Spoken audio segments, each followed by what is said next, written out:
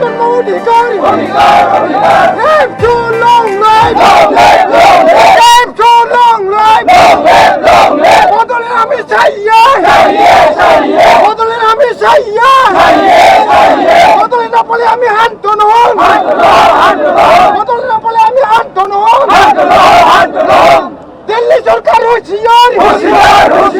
অসম সরকার হুঁশিয়ার দিল্লি সরকার হুঁশিয়ার অসম সরকার হুঁশিয়ার NDPP long life NDPP long life Live to long life Live to long life जेराव बिथांमोना गाव गावनि थाखै जायगा थि खालामनो हायो बेनिखायनो जायफ्रा फोथाराव दंखायो अननानै बयखौबो जिरायनो थाखाय खावलायबाय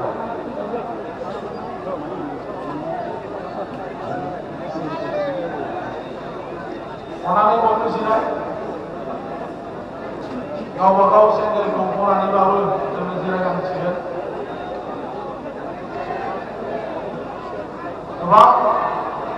रायजो राजाफ्रा रेलियाव बाहागो लानो गोबां रोजा रोजा रायजो राजाफोर बिथांमोनाबो फोथाराव हाबफैनांगौ बेनिखायनो जायफ्रा दहायनिफ्रायनो फोथाराव दंखायो अननानै बयखौबो जिरायनो खावलायनाय जाबाय खोला फारसे फोथाराव जोंहा जायगा दंबावो बेनिखायनो दासो हाबफैनाय रायजो राजाफोरखौ खोला फारसे थांनो थाखाय आं बे समाव खावलायबाय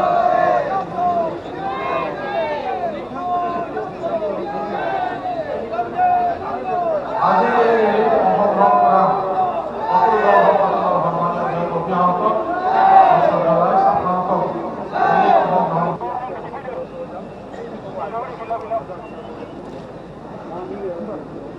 আৰু চৰকাৰলৈ আমি এই মাত্ৰ বাৰ্তা প্ৰসংগে বুজিছোঁ যে সংসদে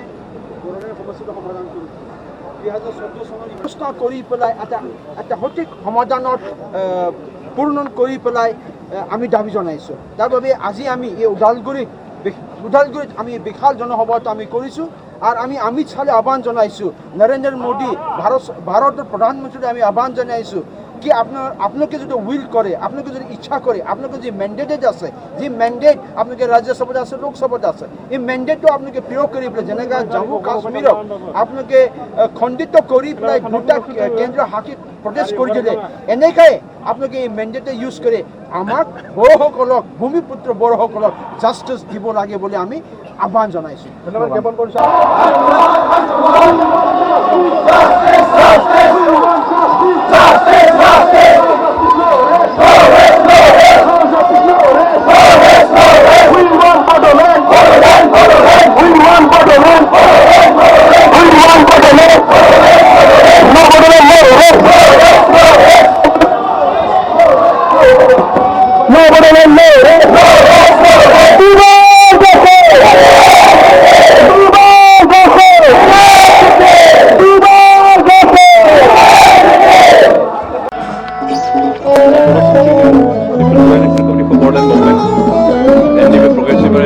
ৰঞ্জন গ্ৰুপ তাৰপিছত UPPL এই পাঁচটা সংগঠনে জনসাধাৰণ ইয়াত সমবেত কৰাইছোঁ আৰু ইয়াৰ জৰিয়তে বিশেষকৈ আমি ভাৰত চৰকাৰৰ ওচৰত এটা দাবী উত্থাপন কৰিব বিচাৰিছোঁ যে বড়োসকলে আজি নিজৰ সমস্যা নিজৰ অধিকাৰ বিচাৰি সংগ্ৰাম কৰা 52 বছৰ হ'ল আৰু এই 52 বছৰৰ ভিতৰত আমি দেখিছোঁ ভাৰত চৰকাৰে বিভিন্ন জাতি জনগোষ্ঠীৰ সমস্যাবোৰ সমাধান কৰিছে কিন্তু বড়োসকলৰ সমস্যা সমাধান নকৰাকৈ এৰাই চলি আছে ইয়াৰ আৰু কি কাৰণ আছে আমি নাজানো কিন্তু ভাৰত চৰকাৰে উত্থাপন কৰিছোঁ যেহেতু আমি ভাৰতীয় নাগৰিক আমাৰ যে দাবী ভাৰতীয় সংবিধানৰ ভিতৰতে আমি বিচাৰিছোঁ যে আমাক লাগে নিজৰ ভাষা সংস্কৃতি জীয়াই ৰাখি তেওঁলোকে বৈশিষ্ট্যৰে জীয়াই থকাৰ অধিকাৰ আমাক লাগে আমাৰ পূৰ্বপুৰুষৰ পৰা আমি পোৱা যে ভূমি এই ভূমিৰ ওপৰত অধিকাৰ আৰু সেই অধিকাৰ বিচাৰি আমি বিগত 52 বছৰ ধৰি সংগ্ৰাম কৰিছোঁ বিভিন্ন দল সংগঠনে ভাৰত চৰকাৰে কিন্তু ইয়াক সমাধান কৰাৰ গুৰুত্ব বুজি পোৱা নাই আমি আজি আকৌবাৰ এই সমাবেশৰ জৰিয়তে একে দাবী জনাব বিচাৰিছোঁ যে যেহেতু আমি ভাৰতীয় নাগৰিক অন্যান্য ঠাইৰ ভাৰতীয় নাগৰিকসকলৰ সমস্যা যেনেকৈ ভাৰত চৰকাৰে সমাধান কৰিছে আমাৰো সমস্যা সমাধান কৰিব লাগে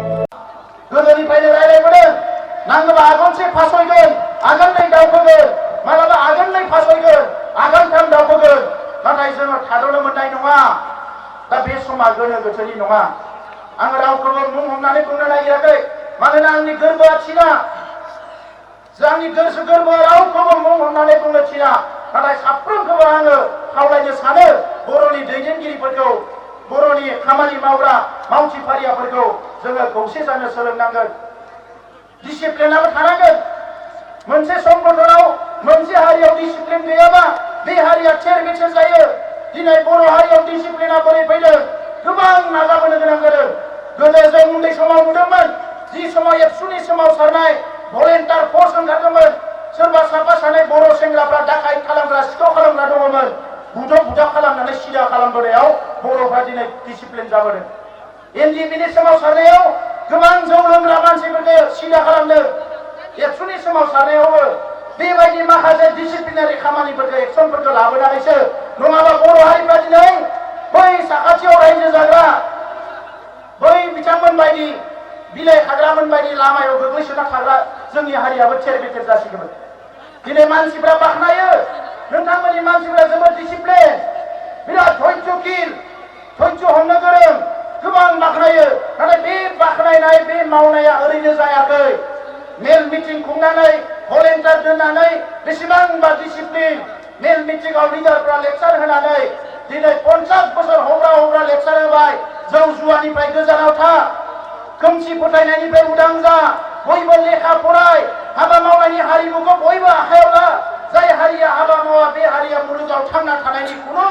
जैग नङा बे खोथाफोरखौ लिडारफ्रा लेक्सार होबोनानै दिनै हारियाव डिसिप्लिन फैदों आफादाव डिसिप्लिन खायनो हारियाव डिसिप्लिन गतिके गासैबो आफादफ्रावबो डिसिप्लिन थानांगोन हारियावबो डिसिप्लिन थानांगोन बेखौ लानानै जोंहा गोनो गोथो जानांगौ खोथा गैया बेखौ लानानै दावसा दावसि जानांगौ खोथा गैया दिनै सोरबाया मेंगोन जिरायगोन सोरबाया थांगोन सोरबाया फैगोन नाथाय हारिनि थांखिया जोंहा थांबाय थानांगोन दा नंखायनो जों बुंदों बे जाबाय पिपल्स रिभलिउसन बे सोरबा लिडारनि जांख्रिथाय नङा बियो सुबुंनि जांख्रिथाय 50 बोसोर सिगाङाव जानो हागौ सोरबा सरन समर बिथांमोना पिटिसिनि दैदेननायाव पिटिसिनि सोमावसारनायखौ जागायदोंमोन दिनैनिफ्राय 40 बोसोर सिगाङाव धोरोसा बड'फा उपेन्द्रनाथ ब्रह्मआ आलादा रायजोनि सोमावसारनायखौ जागायदोंमोन बिएलटिनि दैदेनगिरिफ्रा बिएलटिनि हाथियार सोमावसारनायखौ जागायदोंमोन एनडिएफबिनि दैदेनगिरिफ्रा एनडिएफबिनि सोमावसारनायखौ जागायदोंमोन बिएसएफ मुं लानानै नाथाय बे सोमावसारनाया दिनै बेवहाय गासैबो थुबुर जाफैबाय आरो बियो समनिनो खावलायनाय आरो बै समाव जोङो जे समाव नुबाय मेगन सिगाङावनो इउपिडिएसआ सुक्ति जाबाय डिएसजिआ सुक्ति जाबाय कार्बि आंलं डिमा हासावआव बिथांमोनखौ मा खालामबाय गभर्नमेन्टआ गावस्रा गावस्रि खालामनानै सोरबा मोनसे हान्जाखौ हमब्रायनानै सुक्ति खालामनो लांबाय सुक्तियाव जेबो गैया बिथांमोननि कार्बि आंलं जिल्लाखौनो बोखावनानै मोनब्रै बानायबाय सुक्तियाव जेबो गैया डिमा हासावबो एखे डिएसजि ब्लेक उइड' दिनै बिथांमोननि बिदा फंबायफ्रा जोंजोंबो रायलायो बिराद हालायाबाय सुक्तियाव लिरनाय मोनसेबो हाबाफारि मावफुङा सुक्तिखौथ' खालामबाय दैदेननोबो होबाय सिप जालायबाय डिपुटि सिप जालायबाय डिमा हासावआव जेलाव थ्रोब सोजोबना दोनबाय दायो रावबो गैया दा बेखौ नुनानै जोङो बै समावनो जोंनि दैदेनगिरिफोरनि गेजेराव रायलायदों आरो एफा एनै मोनसा मोनसि मोननाय दुखु नांनाय बायदिसिना खुद्रिनाय दंलायोमोनब्लाबो बै समाव गबिन्द बसुमतारी बिथां रन्जन दैमारि बिथांमोननि गेजेराव रायलायनानै जेरैखि जाया मोनसे बिन्दुआव गोरोबथियाव फैनांगौ जों एबसुनिफ्रायबो जों खावलायदों जों जुदा जुदायै रायलायदों हारसिं हारसिङै रायलायदों सोरबा बुंनो नागिरो एबसुआ ओरै खालामनो हायो एबसुआ ओरै खालामनो हायो एबसुआ ओरै मावनो हायो जों बिसोरखौ रेसपेक्ट खालामो बिसोरो जोंनि रिभलिउसनारि लिडार जोंहा बेवहाय सोरनिबा कनस्टिटिउसनाव थांनानै सोरनिबा बायदिसिना बे सिस्टेमाव थांनानै एनक्रोच खालामनाया बे सिस्टेम नङा थ्रु रेसपेक्ट थ्रु अननायनि गेजेरजों जानांगोन दा नंखायनो अननायनि गेजेरजोंनो जादों जेला रन्जन दैमारि बिथाङा जेलाव दङमोन बै समाव हमनानै लाबोनानै जों जेलाव थांनानै लोगो हमहैदों बिथाङा न'आव फैनायनि उनाव न'आव लोगो हमदों आरो with due honour with due respect and love जोङो खनले खनले रायलायदों बिनि उनाव बिथांमोनाबो गावबा गावनि गेजेरावनो रायलायदों जोंनि थांखिया मा आंजों सोरजोंबा पार्सनेल जिबनाव संख्रि बानलुनि नांलाय खमलाय जानोबो हानाय गोसो गोरोबलाय जानो हानाय लामा थाबायनायाव सोरबा आंनि आथिंखौ गाबथिंनानै सेन्देलनि फिथा बस'नो हानाय बेयो बारा गिदिर खोथा नङा जोंनि थांखिया मा थांखिया मोनसेल' बर' हारिया जास्टिस मोननांगौ बर' हारिया न्याय मोननांगौ आरो बिनिखायनो समनि खावलायनायखौ मान होनानै बिथांमोना मोनसे समाव गावसोरनि दाबि सनद चार्टार अफ डिमान्डखौ मोनसे खालामबाय जाहाथे सरकारा जानला मानला खालामनो हाया बिनि उनाव आरो रायलायबावबाय रायलाय गभर्नमेन्ट अफिसारफोरजोंबो जोंबो खनले रायलायदों एबसुनिफ्राय जे जि सलुसन जागोन बेवहाय जोंबो दङ ज' जानानै जानांगौ सलुसना आरो मोनसे सलुसन जानांगौ जि सलुसन जि जेंना सुस्रांनायजों फैगौ 50 बोसोर 100 बोसोर जाहाथे बर' फिसाफ्रा लेखा फरायनो गारनानै आबादथिलिखौ गारनानै रां खामायनो गारनानै संसार जानो गारनानै राजा लामायाव फैनो गोनां जाया बेबायदि मोनसे सलुसन खालामोब्ला जोंबो दङ होननानै जों सरकारनि मानसिफोरखौ दिल्लीयानो जा दिसपुरानो जा खोथा होबोदों आरो बिनि उनाव फैयै नुबाय बिथांमोना गावसोरनो रायलायनानै सिजफायाराबो ज' जाबाय दानिया सिजफायाराबो ज' जाबाय दानिया थगायनायनि खुनु लामा गैला दा नाथाय रायजोफोर दिनै जों बयबो नेदों मानोना सुक्तिनि नामाव सुक्ति खालामनानै 30 बोसोर पुलिस मिलिटारिजों गावथारजानाय माखासे नायगार जोंनि फिसाफ्रा बुलि जानांनाय न' बां सावजानाय जोंनि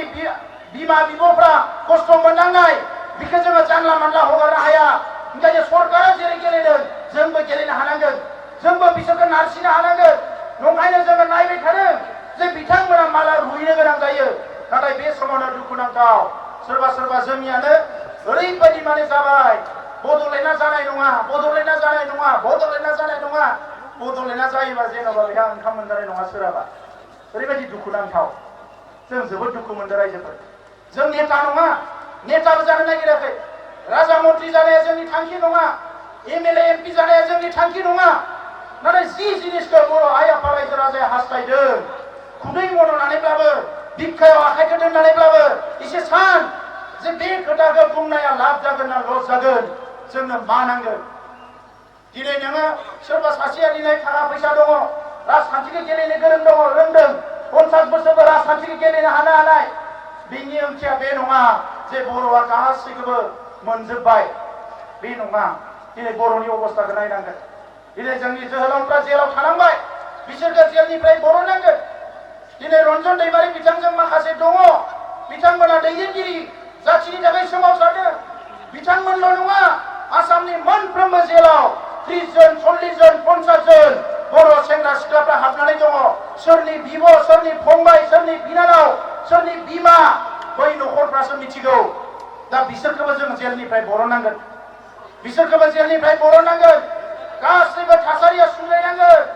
बर' हारिनि सासेबो सुबुङा खस्थ' मोननांनाय बेबायदि थासारिखौ दोननो मोननाय नङा जों मा लुबैदों बुहुमाव थांनानै थानाय साफ्रोमबो बर' फिसाया गावनि थामोनथा मोनथाय सिनायथि मान सन्मानखौ लानानै रायजो जानो हानांगोन जों बेखौसो लुबैदों दा नंखायनो रायजोफोर आं बारा गोलाव खोथा बुंनो सानाखै जे नैबे समाव सलुसनखौ जों लुबैदों सरकारजों जोंबो रायलायदों सोरबा बाहेरायाव रायलायदों सोरबा सिङाव रायलायदों बायदिसिना रायलायनाया सोलिगासिनो दङ जेंना सुस्रांनांगौ गोजौनिफ्राय नारसिननाय गेजेरनिफ्राय नारसिननाय जोंबो बेखौनो नायगासिनो दङ जेंना सुस्रांनाया बबे लेभेलाव जानो थांगासिनो दङ बेखौनो जोंबो नायगासिनो दङ नाथाय गभर्नमेन्टखौ एनि टाइम प्रेसाराव दोननो हानांगोन नारसिननानै दोननो हानांगोन जोंनि सक्तिखौ प्रदर्शन खालामनो हानांगोन जोंनि गोहोखौ दिन्थिनो हानांगोन जाहाथे बिथांमोनाबो साननो गोनां बाध्य जायो जे दिनै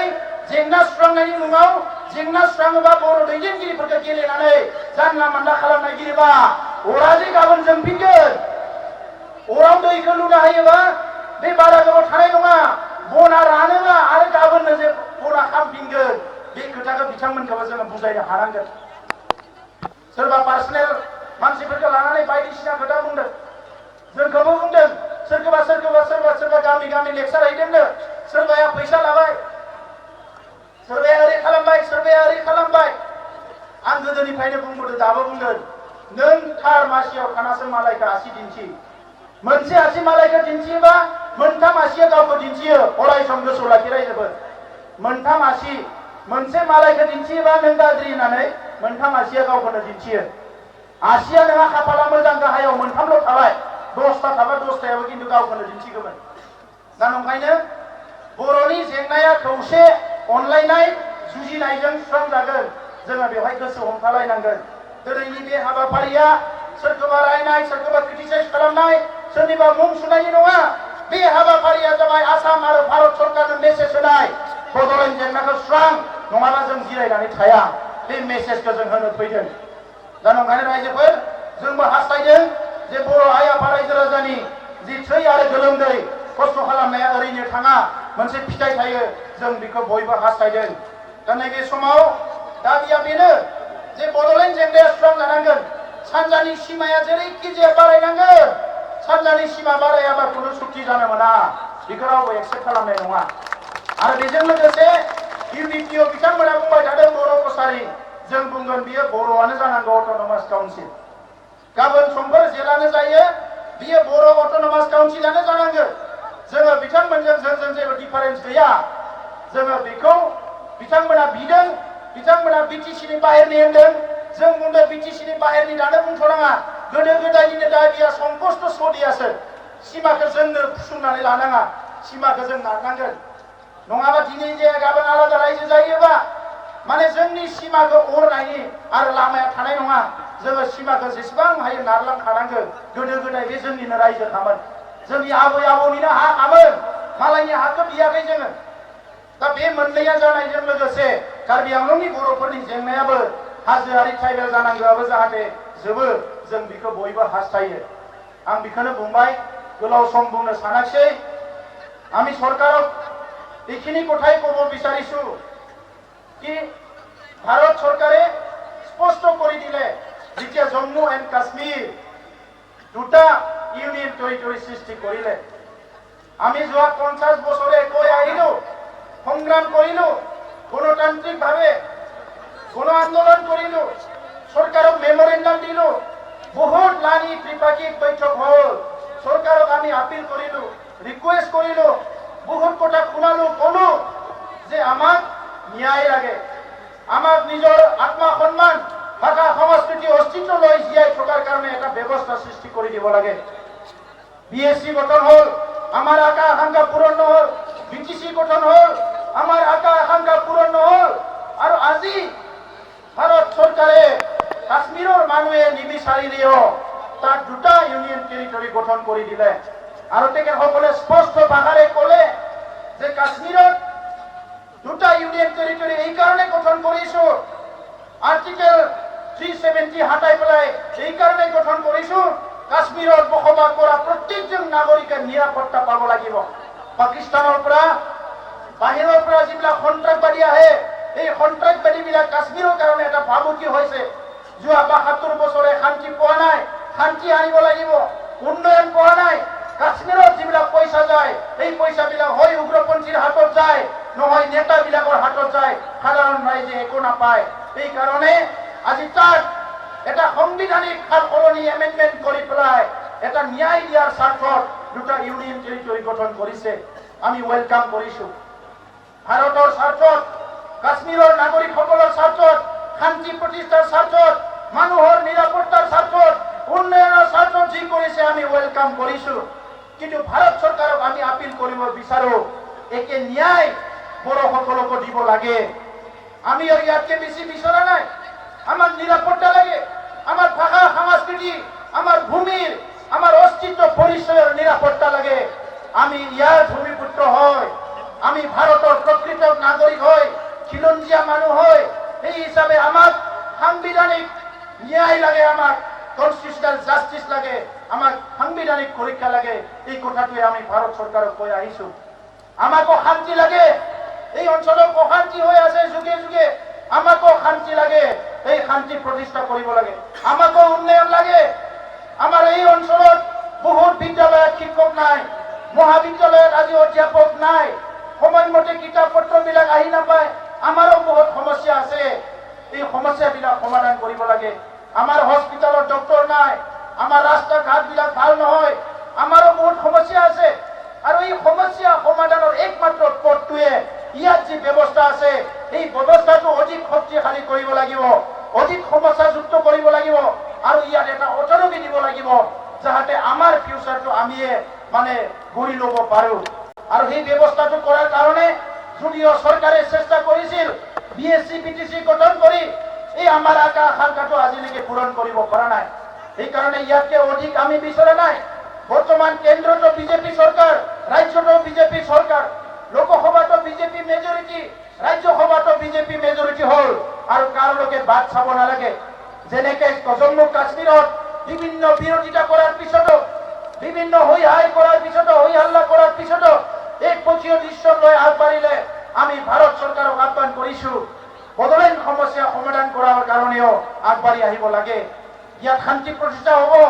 নতুন এটা ৰাজ্য গঠন হ'ব, এই ৰাজ্যত মানে উন্নয়ন হ'ব, প্ৰগতি হ'ব, সকলো শান্তি সম্প্ৰীতি নিজৰ আত্মা মৰ্যাদালৈ জীয়াই থাকিব পাৰিব। এই পৰিৱেশ সৃষ্টি কৰা ৰাজ্য আৰু কেন্দ্ৰ চৰকাৰৰ দায়িত্ব। বহুত সময়ত আমাক কৈছে বড়োসকলে বিভিন্ন জাতি গোষ্ঠীৰ লগত মিলি থাকিব নিবিচাৰে, হিংসা কৰে, কিবা কৰে। আজি অসমত NRC হৈ গ'ল। এই NRC যেনেকৈ সঠিকভাৱে হ'ব লাগিছিল তেনেকে নহ'ল।